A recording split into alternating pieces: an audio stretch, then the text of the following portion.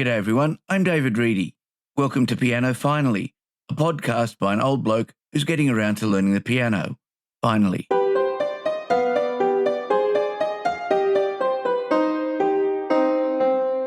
Welcome to show 24. Thank you for taking the time to listen.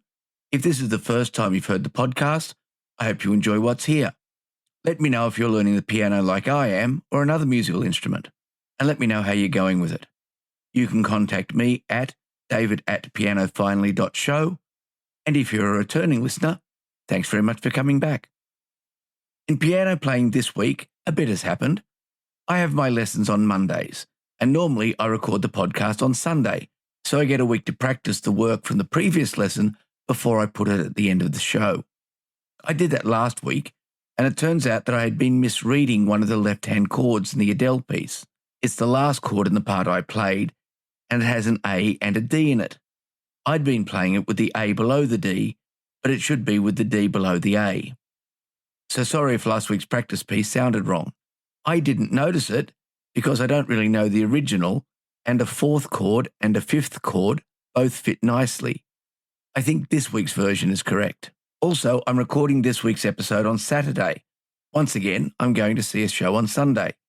This week's excursion isn't musical though, but it is still to the theatre. One of my favourite podcasts is No Such Thing as a Fish. I've been listening to it for many years, and it's well worth a listen.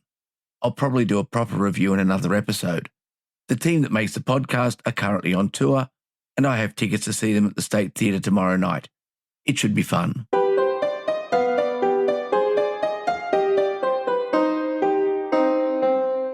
Rather than look at an individual YouTube channel this week, I thought I'd look at something that has given rise to a huge number of YouTube videos over the last couple of weeks: the discovery of a new piece by Chopin. The piece was found in a library in New York, apparently forgotten for many years before someone found a small card containing the score. Of course, things like this have been discovered before, and one of the first things that needs to be done is to authenticate them. In this case, the paper, ink and handwriting are all consistent with the card being genuine. I think we can probably assume that the experts are right on this one, as all the professional pianists who have played it seem to agree that it sounds like early Chopin. The short waltz was written between 1830 and 1835, when Chopin was in his early 20s. And as you can imagine, when a new piece is discovered that is written by a composer who is many pianists' favourite, there'll be a lot of activity. Deutsche Grammophon has released the official world premiere recording of the piece, which features Lang Lang. It's available on all the major music streaming platforms. Lang Lang's performance is, however, not the only one.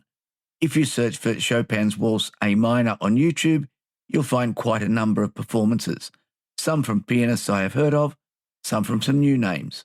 Either way, you can compare the different interpretations. And in this case, as most of the pianists won't have heard other recordings, the different versions are likely to be quite diverse. If you haven't heard the piece yet, give it a listen. The score has been published and it's in the public domain, so you can freely download it and record your own performance. It's well beyond my current level, but it certainly doesn't sound as difficult as many of Chopin's works. So, if you're further along in your piano journey than me, it might be worth giving it a try.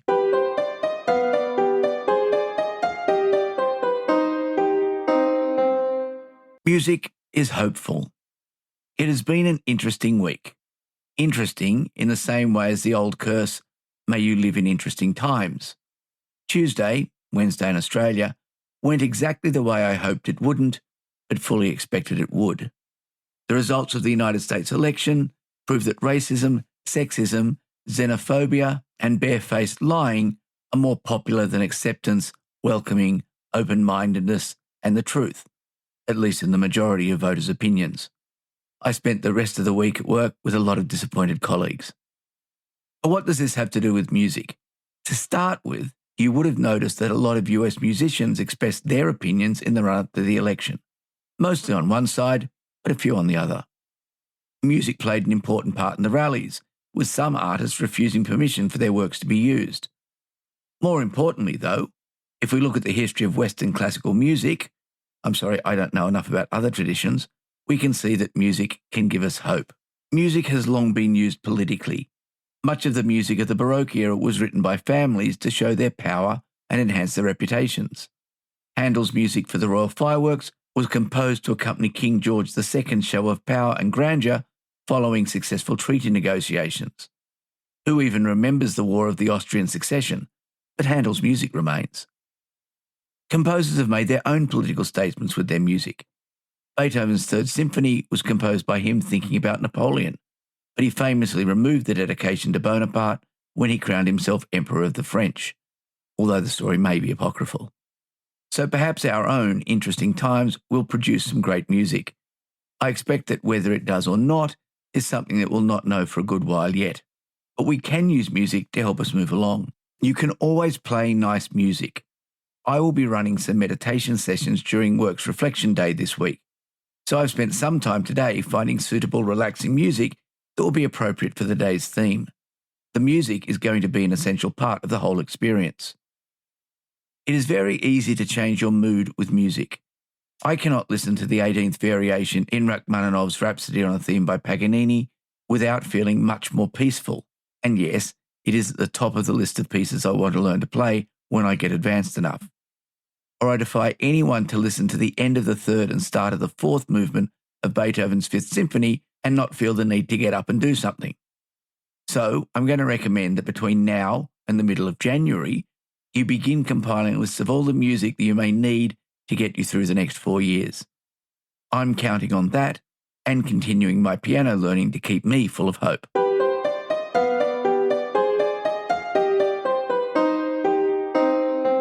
I have a new piano bench. I've had it for a couple of weeks now, and I've decided it's worth writing about as it lets me work more effectively at the piano than I would otherwise be able to do. It's the Biel Dual Adjustable Piano Bench.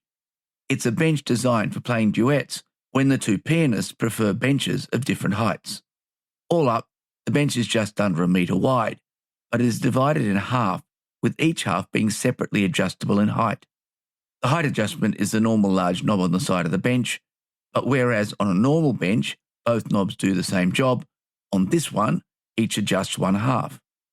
You might be wondering why I need a bench that can accommodate different heights if I'm the only one playing and my height doesn't fluctuate widely throughout the day. It's simple. I use the bench for 2 different jobs. Obviously, I use it to play the piano, but I also need to use a computer next to the piano. I need a different height to match the desk that holds the Mac Mini and recording equipment I use for the podcast.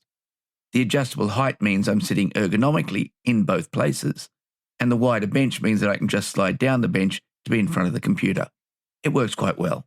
The bench is well made, the covering is good quality, and the buttons they put in to give it some shape seem sturdy. Each of the 2 bench seats lifts up to provide storage underneath, so you get more space than a conventional piano bench too.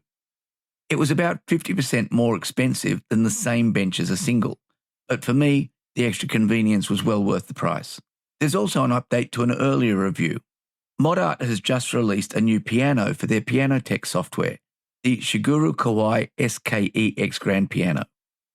I bought my copy of Pianotech less than a year ago, so I got the new model for free.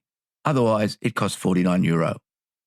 It's a model of the same piano that my Kawai NV10 uses, so I'll compare the NV10 and the Pianotech versions in an upcoming episode. Now, if I can just find someone with a real SKEX that they'll let me record on, we could have a complete comparison.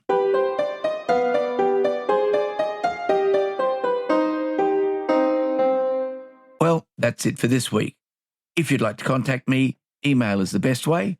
You'll find me at david@pianofinally.show and the website at www.pianofinally.show. In both cases, Piano Finally is all one word.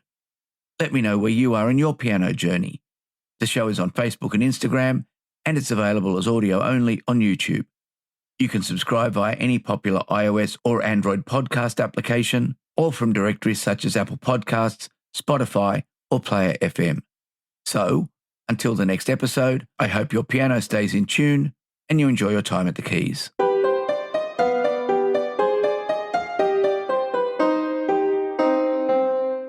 Once again, I'll put 2 pieces in this week's progress.